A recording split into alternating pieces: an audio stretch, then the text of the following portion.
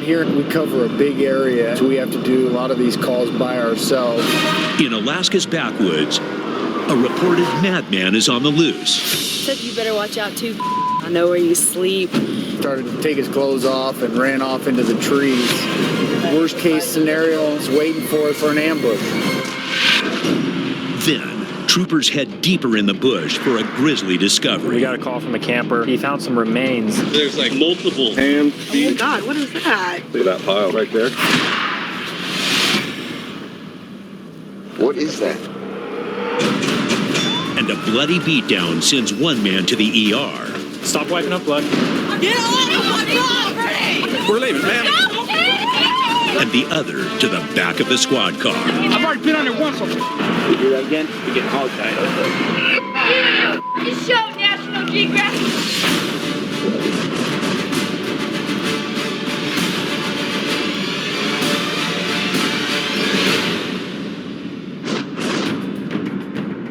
It's late night in the Matsu Valley. Back on 17. When Trooper Joseph Hess gets a chilling call. We got a call from a camper who reported he found some remains near a boat launch. He says it's not just bones, it's some muscle and sinew, and looks like it's not too old. He told me he's an experienced hunter, and they didn't look like animal to him. He didn't know what it was. The vast wooded areas outside Palmer provide the perfect dumping grounds for items people don't want found. I mean, if he's an experienced hunter, he should be able to tell if it's an animal or not. And he also mentioned there was a hotel key nearby or in the remains. So we'll go there and see what it is. Mac 1B17, 1023.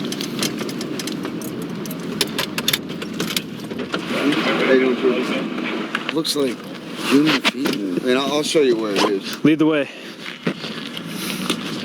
Kids were out there and all of a sudden they were like, oh, we found remains or something. And we came up and looked and I was like, well, that doesn't look normal. There's like multiple hands, feet.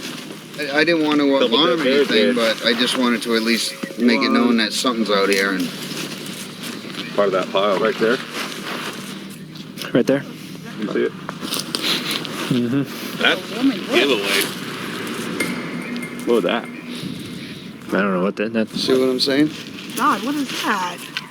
I mean, it looks like the toes of a human. I mean, I hunt and everything, but it's still like something like that. And it's like, what is that? That's a hand. Yeah, this is bear. Bear paws and forearms look extraordinarily like human remains. But what would this be right here? Could be anything. You know, it could be just a gut pile from, two bears or one bear. Multiple people will go out hunting and multiple people will shoot black bears.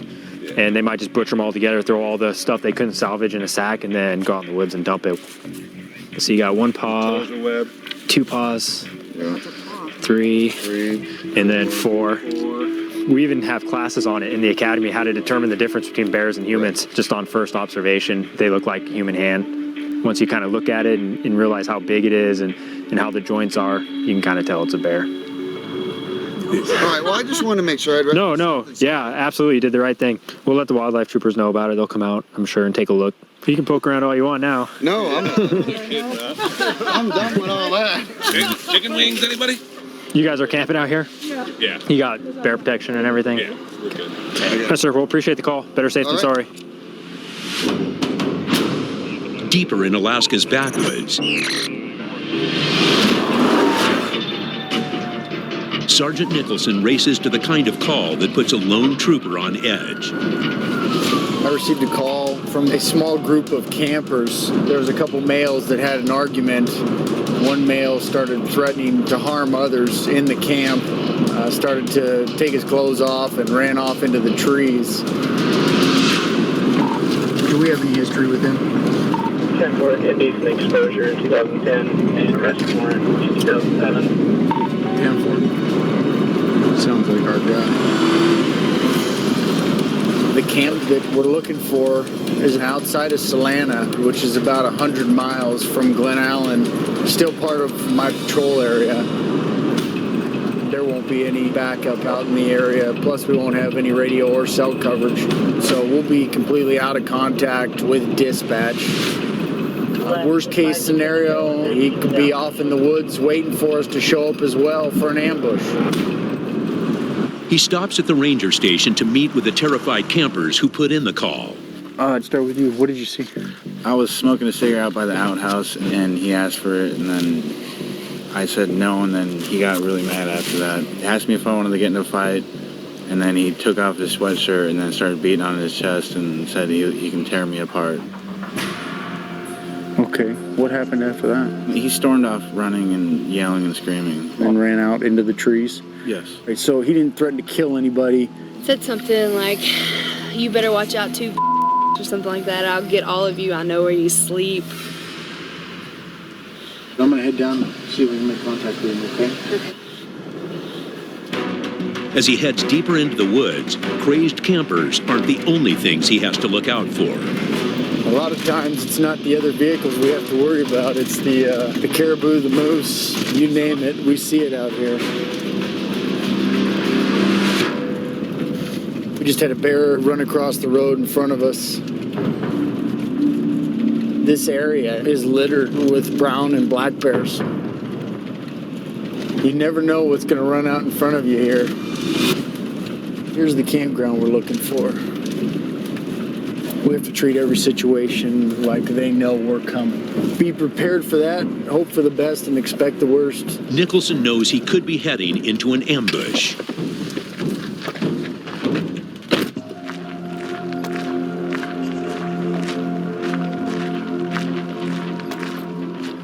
You got to be in your right mind. You got to be thinking about all the variables that come into play.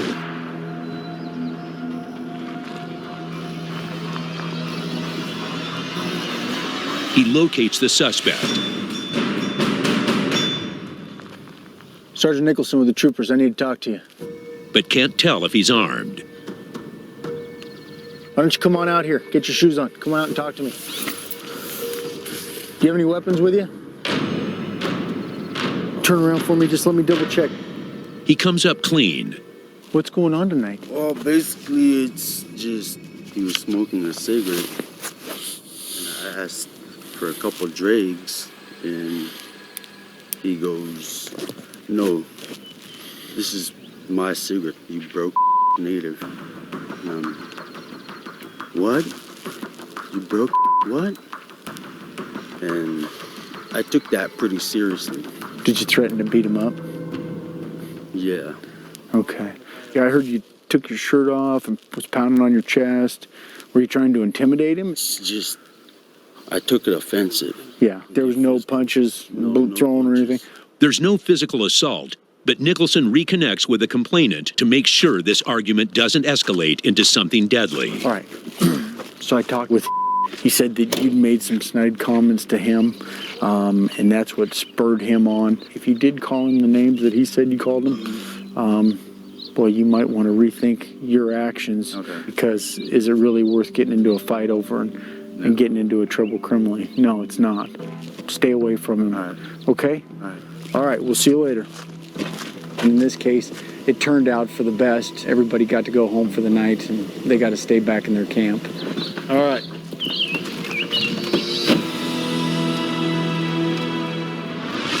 Back in the Matsu Valley, It's at 5 with the other units.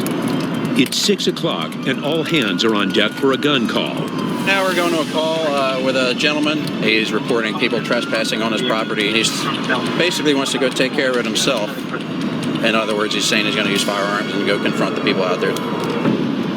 And the trespasser is just as dangerous. The neighbor is the trespass issue. He's 1098, possibly a little 1096 as well. Apparently the neighbor trespassing on his property has a warrant and likes to run, as he's frequently has a warrant for his arrest. This is a time-sensitive call, especially with the two gentlemen that we're dealing with, one of them being a wanted and then the other one threatening with guns.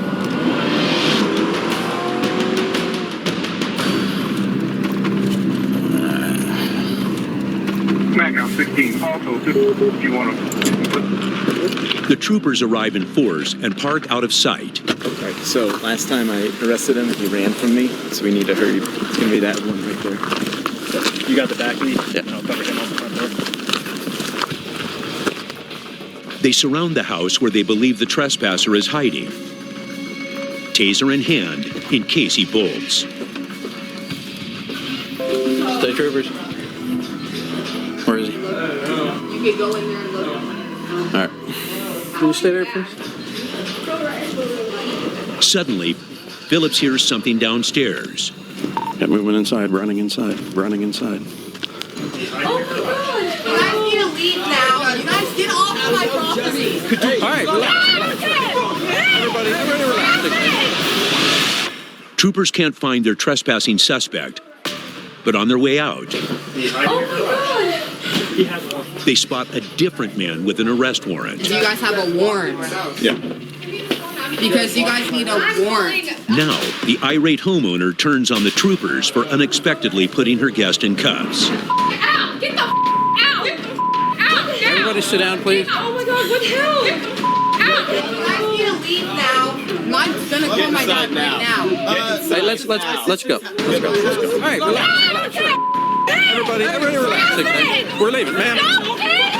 Ma'am, please. Please, okay? Please. Stop! Get off! Please, man. You guys are going down dirty. Show National Geographic shoving up. I've been on there once. This man has a $10,000 warrant for his arrest and has had some frightening run-ins with the troopers before. He's got a mallet in his hand. Why are you carrying a mallet? I just picked up that. Hey, turn around. You got blood all over you. What's going on?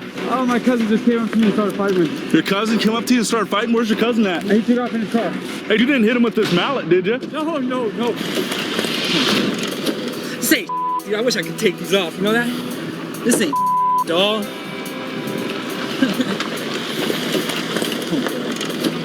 ahead and have a seat. Why don't you guys go get They invite us in, and they actually said, so-and-so wasn't there. Go downstairs and look. We spot actually a different subject who didn't have a warrant for $750. There's a $10,000 warrant.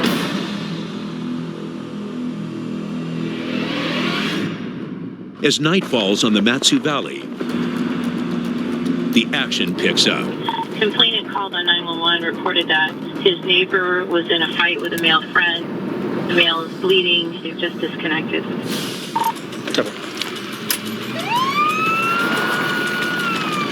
Right down the road. The neighbor called in saying they could hear a disturbance with a woman yelling, "No, no, no." I'm pretty sure we'll be first there.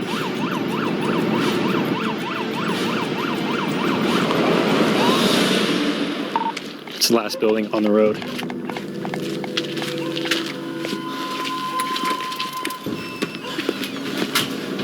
Sit down. Sit down. Sit all the way down. Sit down right there. Where's the person that's hurt? Stop wiping up blood. Sit down. It all happened. Y'all fought. Stay there. Hey, buddy, you okay? You all right, man? Trooper Hess finds an unknown male badly beaten and out cold on the floor. Malcolm 17, send in medics. He's unconscious. Who was fighting? It all happened. Y'all fought. I don't want Chill. Chill. Listen Listen to me. Now. If you keep yelling at me, you're going in cuffs. I'm a TV show now. Stand up. No, baby boy, please don't stop. Turn around. No, please stop. Don't arrest him now. Why is she arresting him, please? Sit. Sit. Sit down.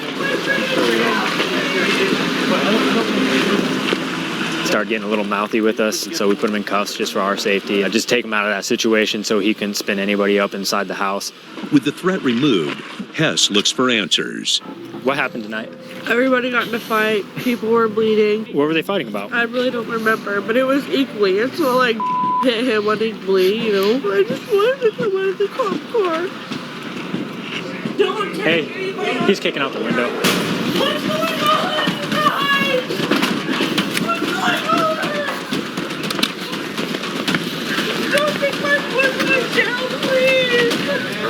kick the window or something? Alright, dude. Seriously, look at it, man. The entire car was shaking. Bring it back. What's going on, man? You do that again, we're putting you in hobbles. You're getting hog-tied, okay? Bring it back. You like fighting the ASC or something? Somebody's saying that. Yeah, I'm a fighter. So, what happened? Verbal disagreement. No, that isn't just what happened, because that guy's unconscious. I mean, I ain't gonna. If I'm threatened, yeah, I'm gonna hit somebody in the. So, was he threatening you or what? I felt restricted. Felt restricted? Yes, I mean, it just got out of hand quick. So, who did all that to his face? You're right, I punched him. The victim finally comes to. How you feeling, man? Why do I look like this? You're, and why am I Face. I don't know what happened and why you got I don't either. But what has happened? You got into a fight with over there. But serious? So, I don't even know why will hit me. So you don't remember anything that happened? No. Do you want to press charges on your buddy? No, I do not. You want nothing to happen? No. This is my homie. Here's my friend. And I don't know what happened. I really don't. Okay, man. Thanks. Nobody would tell us why the fight started. It just seems it kind of occurred out of nowhere. The alcohol definitely was a factor in this one. So here's the deal. You're lucky he's your friend because he doesn't want to press charges on you. But you are going to get a disorderly conduct warning, all right? This day and age with UFC and all the TV shows, everybody's heard of MMA, and everybody who's even watched a couple hours of it knows some basic moves. So you just got to be aware of it and cuff them up early. But the streets aren't the only proving grounds for a trooper. The waters of Alaska can be just as tough. What we're going to do is we're going to go and seize the net. The two crewmen are probably going to get put in prison. Watch it, watch it, watch it! Oh! Hey, man on the board! Grab him! Get it quick! Get on the boat! Yeah, it's going to be a fun afternoon, man. Juno 5820. That's where rookie wildlife trooper Jake Abbott is headed for one of his first salmon fishery patrols. We're going out on patrol vessel Century. It's one of our safe boats. We're going to go towards Fritz Cove. It's a pretty popular spot this time of year for the spring king salmon. He's partnering with veteran wildlife trooper Aaron Frenzel in case things go sideways. If something happens, get on 16 and call for the Coast Guard. If you need to tell them where you're at, on the GPS, here's the position. You just read out those numbers to them. They'll know what it means. That's about it. But with water temperatures just above freezing and blustery winds, the rookie's a little nervous. I have to say the most stressful thing for me is making sure I don't fall into the water. This is typical spring weather for Southeast Alaska. It can be pretty rough. There's a lot of wind that interacts with everything, and you just don't want to fall in. A quick dip in these waters can kill in just minutes. So we'll head out, see if we see the guys out fishing today.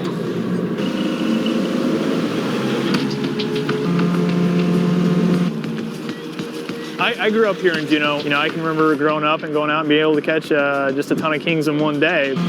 Now it seems like it's just getting harder. And big salmon hauls can mean big money. And some fishermen will stop at nothing to get their catch. It can be nasty around here. They reach the cove and quickly spot a boat that's breaking the law. They've got too many lines in the water. 3? He's got 3 rods. It's mid-April, and this early in the season, each licensed fisherman is only allowed 1 line in the water at a time. Come up to boats. Most people you contact around here have a firearm. If they're fishing, they're probably going to have knives. So you definitely want to pay attention to what people are doing and what's going on. Overfishing is against the law, and wildlife troopers take it very seriously, handing out steep fines and, in extreme cases, even jail time. Hey, how you guys doing? All right, how are you? Not too bad. You guys got your licenses and stuff with you? Is there anyone else that's on board? Yeah, there's one other adult and 2 children. Okay, who's all fishing today? You're not fishing? Just him? What's that? Just me. Is there any guns or anything on board? No guns. So my name's Trooper Abbott. I'm just gonna hop on real quick and talk with you guys, all right? Basically, you got 3 adults, 1 sport fish license in this case, and 2 poles being fished. So either one guy with the license was fishing 2 poles, or someone was sport fishing without a license. See how this goes. The rookie boards the boat alone to get a straight answer. Just kind of keep an eye on him, see what he does here. I guess kind of what the deal is, you know, you got 3 people on board the boat. You got more than 1 rod in the water, and you got 3 rods on back. No, yeah, because I just don't leave them inside. So okay. So I mean, either A, someone's fishing who potentially doesn't have a license, or well, he was reeling in because he was just trying to help get him out of the crops. You know, you're fishing 2 rods. You can fish 2 rods per person right now, as far as I'm concerned. No, it's only 1 rod per person right now. Sorry, I know I didn't want to get these guys in trouble. I thought it was 2. If you look in the regulations, it will actually tell you 1 line. It's under the general provisions. Yeah. Okay. Yeah. Okay. Trooper Abbott issues the man a $110 citation and heads back out on patrol. Thank you, gentlemen. But the conditions worsen, making the job all the more dangerous. Well, it's nice in here, but out there it's picking up still. The wind is getting nasty. Yeah, it is. It's continuing to get harder. As they round the point, they spot a skiff too small for these treacherous seas. You want to wrap right up to them? I'm going to come up on this side of them, put them on our starboard side. Hello, how you guys doing? We're just going to check your license and stuff real quick if you can pull that out.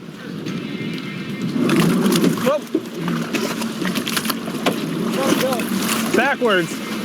Well, and they're being pushed into us. I gotta be on the controls. Trooper Frenzel struggles with the surf.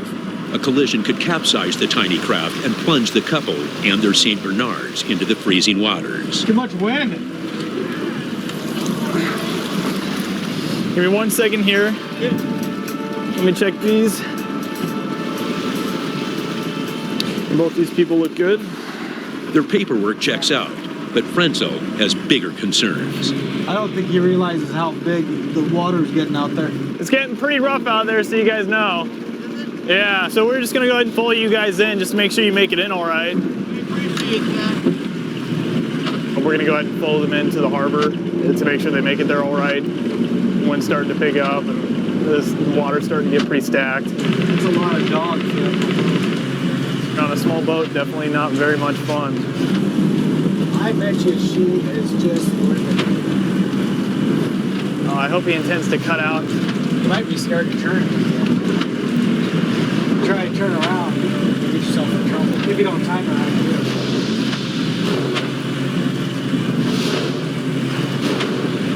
Oh, there you go.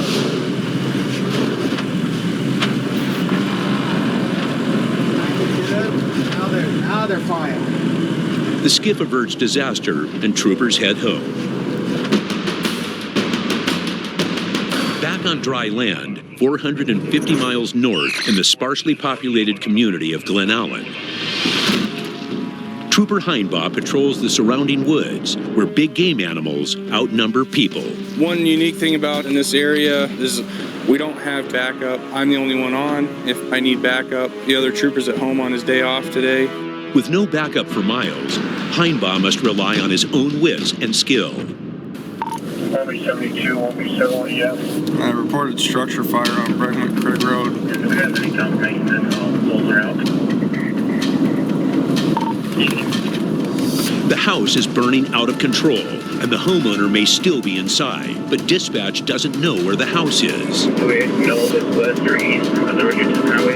Initial report reported it was on Glenwood Craig Road. And we got another complaint stating it's within a heightened subject. Then, a second caller reports the fire at a different address, adding to the confusion. You know where that residence is? Yeah, 10-4 is going to be on the east side of the New Ridge. So when they mentioned the caller's residence, I know who the caller was. 10-6-7105, And there's a high likelihood that we'll be the first ones to get there. And I don't have any of the gear or anything, so if I went in, it'd be wearing what I'm wearing. Do what you need to do.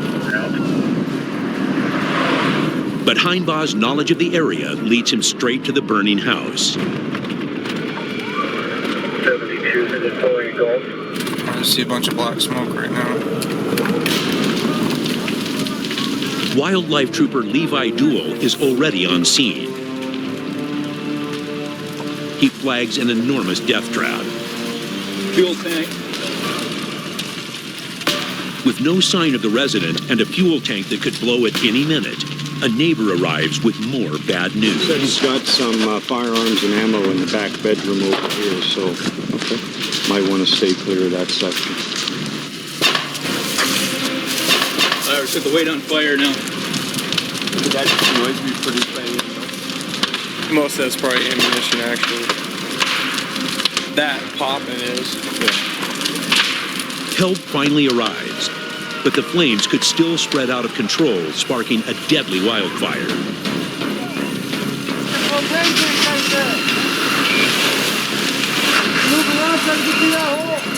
There's a fuel drum on the other side of this shed. Is there anything in it? Yeah. All right, I'll let him know. I gotta get him the fire back up. The rest of this place is burning to the ground.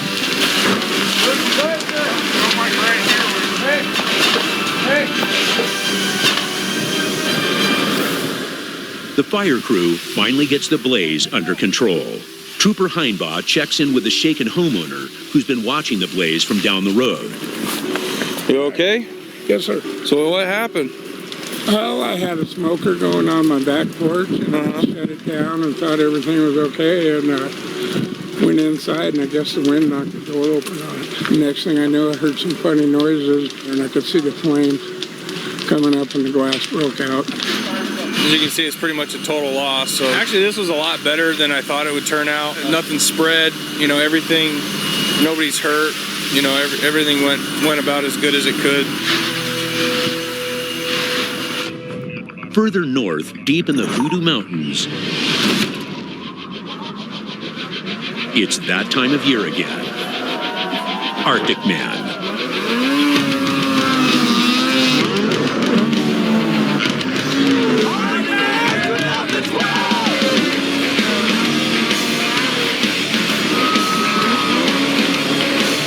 There he goes. Damn, man, when you hear those things wind open, it makes you want to look. This is the 27th year of one of Alaska's most extreme sporting events.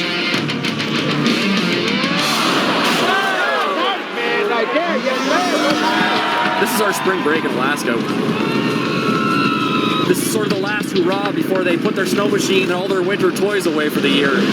This week-long blowout is winter's last and craziest party. I love you, man! America! Yeah! Arctic Man is Mardi Gras of Alaska. Lieutenant Piscoya's in charge of keeping the party in check. Alcohol is a big problem. We keep the peace. Our primary mission is public safety. But that's no easy task. With an estimated 10,000 partiers attending this year's festival, troopers are outnumbered almost 700 to 1. Worst situation would be a bunch of really drunk, angry guys that would outnumber me or a couple of troopers. How many times have you been coming here? For at least 20 years. We came here before there were any state troopers here, and this used to be an absolute nut house. A couple of people would get killed every year. Troopers come prepared for the event. I have snow machines, four-wheelers, trucks, a command post that we're going to set up today, dispatchers, computers. Really, we have to set up a whole nother post. And they brought in a special weapon. The Hilo 1 will aid in search and rescues and keep a watchful eye on the crowd. 6-7 years ago, we only had a handful of troopers, and as this event has grown to 10,000 plus people, we've had to man the whole event with 15 plus troopers working 24/7. We got everybody? Let's go over some things here. Let's get started. I've never seen it this full on the first day, and that's because of the weather. So we need to be active on the patrols. This weather is going to drive a lot of activity up, and there's going to be a lot of drinking going on. If they refuse to leave after your first warning, arrest them. If you screw up here at Arctic Man, you will be arrested. After receiving his orders, Trooper Ryan Mao heads out for his first Arctic Man patrol, unsure of what to expect. We're just going on some basic patrolling around the Arctic Man event here, so making sure people don't do stupid things. We're a visual presence. If they keep seeing us patrol, we're hoping the less likelihood that they're going to do something stupid later on tonight. If you want to walk to the beer garden, you got a full rack of beers. Sure. So you can drink while you walk there. Yeah, It's like a fanny pack of beer. I like it. It's only 9 o'clock. It's gonna be a long night for you, isn't it? Oh yeah. All right, brother. Will you be safe tonight? All right. All right. See you later. All right, man. But the PR mission doesn't last long. A fellow trooper pulled over a man with a gun, and he needs Mao's assistance.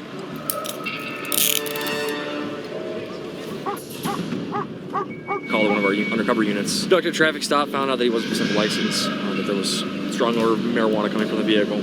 We found a pop pipe, miscellaneous bit of marijuana, loaded firearm in the vehicle as well. Fearing it's just the tip of the iceberg, troopers get a search warrant and comb the vehicle. So left search, front to back, and then we'll go trunk. I've not done that bag yet. Not this one? Nope. Did you check that back pocket of the seat? Yep, I emptied it.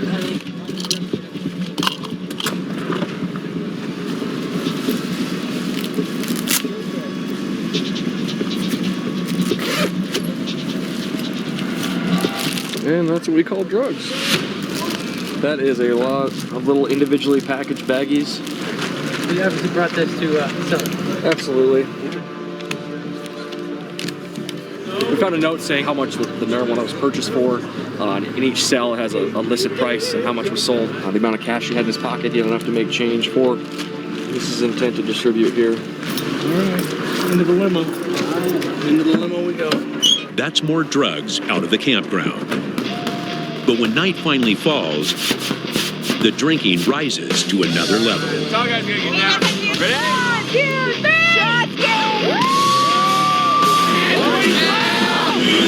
3. This year's near-record crowd has packed the beer tent, a combination of alcohol and rowdy behavior. And once the beer tent closes, the action picks up. A group of campers is lighting off propane bottles. People have been lighting off propane. These guys are denying it. Yeah, are they doing that over there?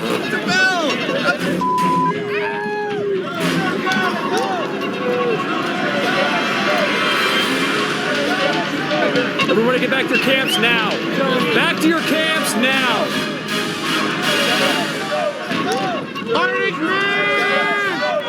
Everybody get back to your camps now. Hey, Ramrod, you got your, Not the time to be asking me, buddy. All of you. I'm not kidding. Get back to your camps. This is your one warning.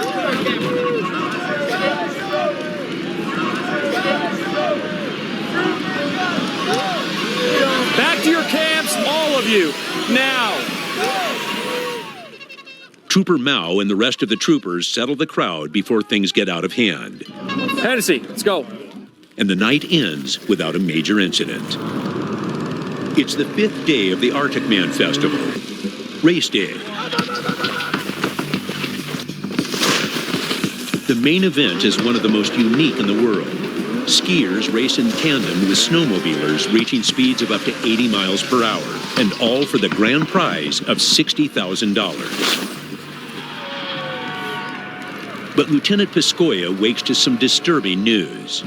I had a meeting with the avalanche people, and they were saying the south side of all these mountains start softening up, and that's where we could experience some cornices giving away. Each year, deadly avalanches are reported all over Alaska, killing an average of 5 people annually. With warm weather forecasted, heavy wet snow can trigger a massive slide, burying racers alive. I think this is the most snow we've had over the last 5 or 6 years. This is where it would happen if it was going to happen. Troopers allow the race to continue, but keep a watchful eye on the mountains.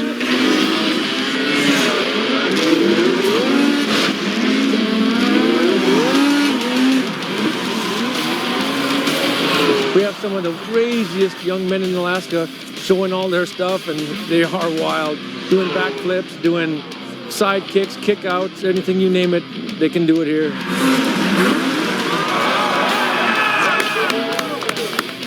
That was a good one. But pros on the racing course aren't troopers' main worry. It's the amateurs in the mountains. Trying to figure out if that's a old avalanche or something that just happened. Hey, John, did you hear me? It's to start patrolling. You have radio coverage. The LT wants Helo 1 to start flying. There was an avalanche. They've seen 2 snow machiners come out and possibly 3 that are trapped. That's how fast these things happen, and we have to be ready to respond up there or get resources up there at a moment's notice. Right, base, Helo 1 is 1019.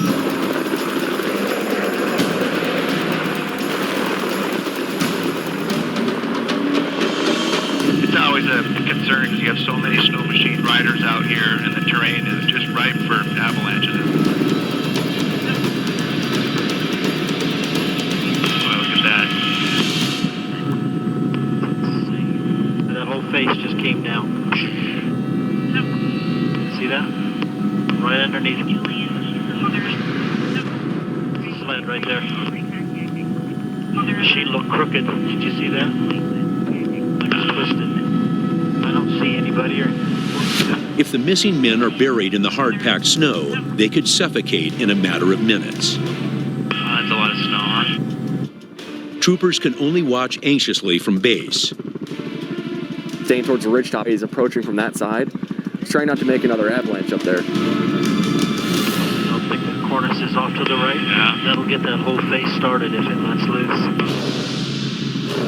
The pilot tries to get a closer look without triggering another slide. Ooh, there. See they fractured it? They're cracked. Oh, yeah. The trap right below us.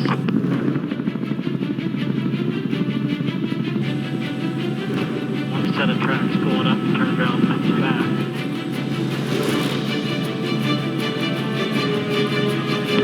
Yeah, I see it. Did you see that?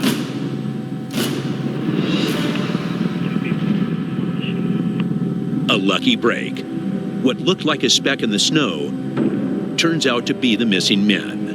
They're okay. He's just sitting still there, he's moving. Thumbs up. Look clear then.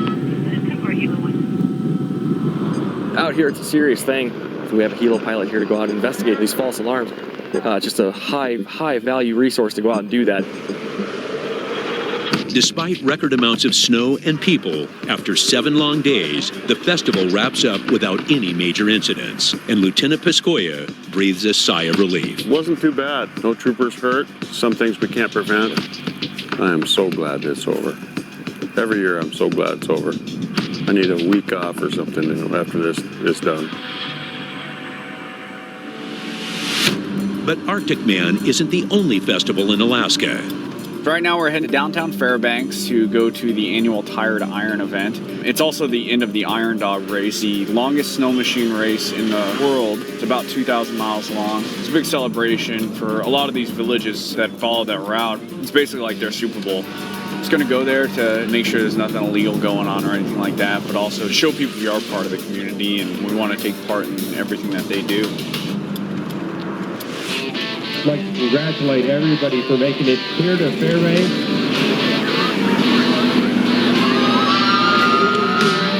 How you guys doing? How you guys doing today?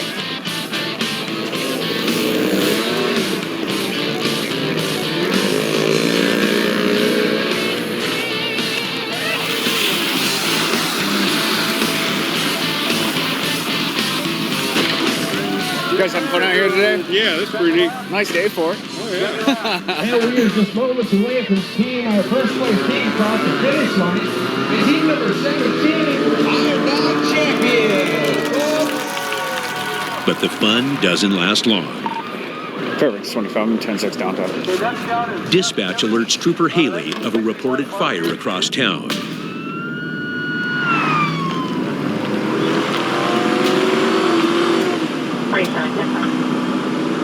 It looks like China Fire responding to the call right now.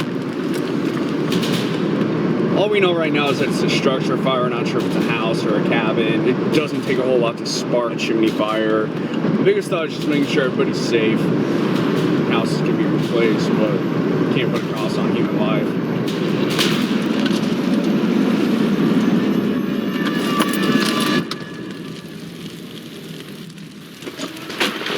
You're the homeowner, ma'am? You're okay, everybody got out of the house fine? Yep. Okay. Do you guys have any idea how it started? Yeah, I put some ashes out on the deck. I sifted through it, but my Christmas tree was out there. So the ashes just kind of caught that tree or caught the I porch? think so. I thought I could get it. There was nothing I could do. I had to get my daughter out. That's the most important thing, is that you got everybody safe, and I'm sorry about everything. Thank you. She did the right thing. Her priority was getting her family out of the house. Fortunately, the fire looks like it's done quite a bit of damage. Looks like it's gone through at least the upstairs there. But the important thing is that she's okay and that her family's okay.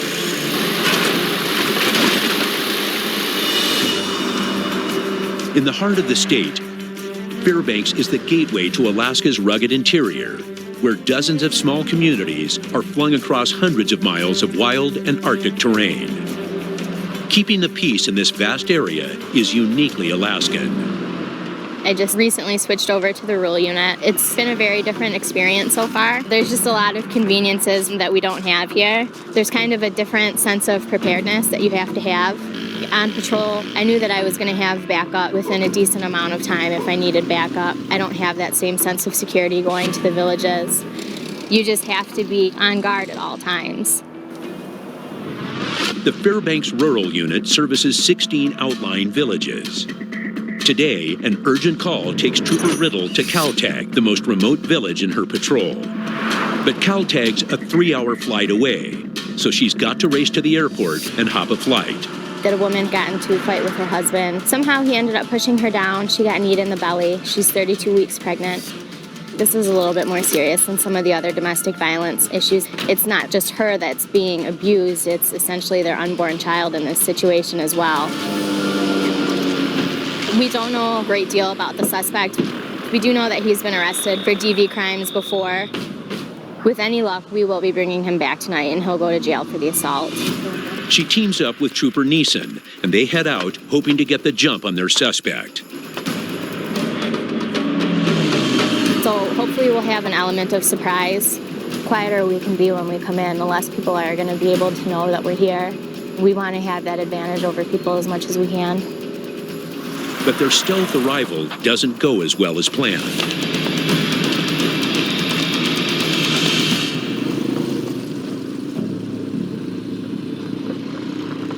We've been on the ground about 10 minutes, and there's already 2 trucks, 4 four-wheelers. You know, there's like 20 people 100 yards from us.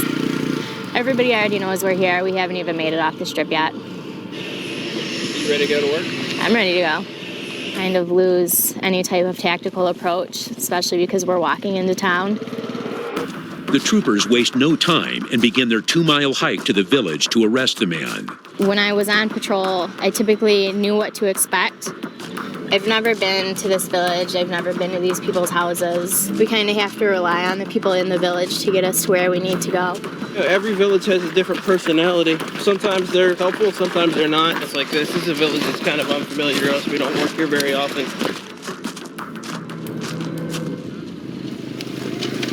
It makes me a little bit nervous when everybody knows that we're here. By now, the rest of the village is already expecting us. We can either cut through the trail back here, or we can go around the other side and come in from the back. With 10 people watching us. They find the village store and begin to look for the suspect. Hi. Hi. How you doing? Drew Neeson. Do you know where we can find? No, sir. I mean, we just need to talk to him. Where's he live? He's supposed to be a greenhouse down here. I haven't seen him. In the villages, not everybody wants to talk to you. They don't want to tell you where the bad guy is at. And we may not be able to talk to him. We might not be able to find him. Oh, he got in the plane, the one you guys just... No, I'm just kidding. I don't know him. We just need to talk to him. Oh, no, I haven't seen him. Do I fit the description? Just a little bit. What's your name, ma'am? Huh? your name? Why? Because it looks like you. Yeah. Let me look at. Here's the deal. If we're just gonna have a chat, man. I'm not planning on taking you out of here, but we gotta have a talk. I'm telling you. Okay. Good. What's your name then?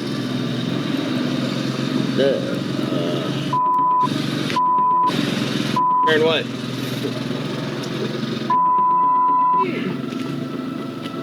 Well, now see, here's the deal.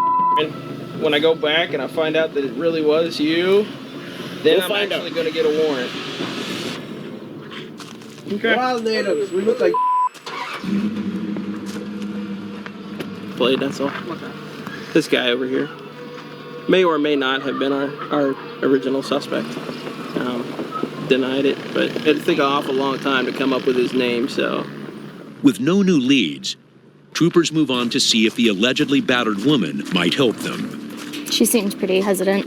Obviously, I doesn't want to really talk to us, especially not with anybody around. And Trooper Riddle knows the woman's statement is key to building the case. A lot of time, the victims don't leave their abuser. We'll get to villages the next day, and maybe they were intoxicated the night before when it happened, and now that they're sobered up, they don't want to tell us about it. Anybody home? Hi. The good in us, we like to believe that people can change, but in this type of situation, that's not always the case. So we're here to talk about what happened. Okay. I see that you had quite a bit of bruising on your arm over here. It looks like you have a black eye. What happened? I fell off the four-wheeler. I got bruises on my arm. To me, I can look at these and tell these are from somebody grabbing you. They're like perfect finger impressions. So what really happened? I don't know. I mean, my main concern coming out here is I have to make sure that you're okay. I see you have two very tiny children. We want to make sure that they're going to be okay. Yeah, they're being stupid. So there's nothing else you want to tell me then? No. Quite frankly, it's not the story that I believe, but if she doesn't want to talk to us and tell us what's going on, then there's not a whole lot we can do. Yeah, she didn't care to talk to me at all. She had nothing to say. That's just the way folks in the village are. They're not going to talk to you until they trust you. She wants to make sure that she's going to be safe out there. It's not going to go elsewhere. Our goal is all to do the same thing. You know, we want to keep people safe. That's our job. That's what we're here to do. But people have to want help for you to be able to give it to them a lot of times.